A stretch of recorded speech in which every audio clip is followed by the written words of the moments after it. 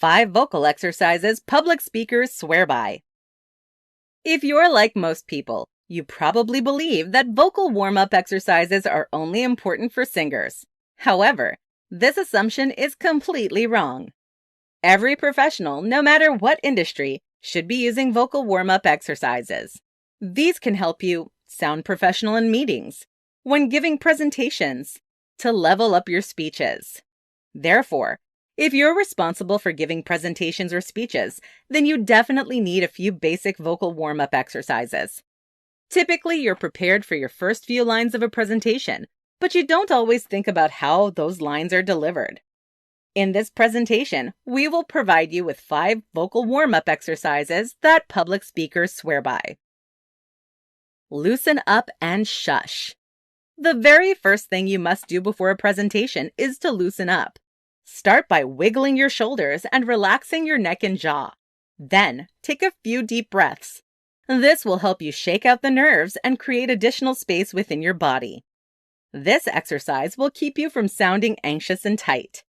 Now, take in a few belly breaths, keeping your shoulders down. The key to good vocal breathing is belly breaths. Here's how. Place your hands on your belly and push your stomach into your hands. Then push the air out of your stomach to the front of your mouth. Pretend you're a teacher trying to get your class to settle down. Let out one big shh, keeping your shoulders down. Do this several times. This step should only take about a minute. Tongue trills. This exercise is a fun one for warming up your tongue. When your tongue is nice and loose, it makes it easier to get your words out when you're presenting. If you're not sure what a tongue trill is, it's when you roll your tongue in your mouth as quickly as possible. After doing a few with an even tone, try doing some with ascending and descending tones, about 5 each. Humming. One of the best ways to warm up your mouth and vocal cords is humming. This is because the vibrations created by humming loosen your vocal cords. If you're doing a morning presentation, humming is critical. Here are the basics. Start with a long and hold it as long as you can. Loosen your mouth, lips, and hum without your lips pressed together. Your jaw and cheeks should be loose as well. Now, hum ascending and descending tones. This should be done 5 times each. Chanting. Does the term chant make you a bit nervous? While it might feel a bit odd, it's actually the most important step to a good vocal warm-up. You're going to repeat the same 4 words over and over.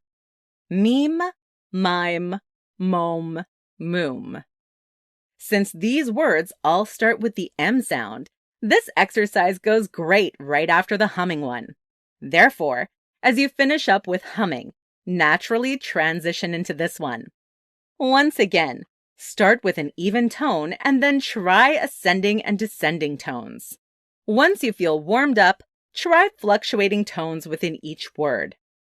This should be done for as long as you need to get warmed up. You'll know that you are once the sound is long and clear. When you're starting out, the sounds may be raspy or rough, but by the end, this should be cleared up. Pronunciation. The very last exercise in the vocal warm-ups is to prepare to enunciate your words or sounds. You will now be adding the P and T sounds to the M sound you practiced previously. You'll add the following sounds to your chant: ma, pa, ta. You will vary the length of your tones, practicing both long and short. You'll also be fluctuating your tone, descending and ascending. Then you'll try to really enunciate the sounds, opening wide for the A sounds, which should be done 5 to 10 times. Conclusion. These exercises should only take you about 5 minutes to complete. If you're short on time, you can step into the bathroom before your presentation and do a quick version. If you have a commute to get to where you're going to do your presentation, you can do a longer version in the car. That's the beauty of these 5 vocal exercises. You can adapt them to what you need.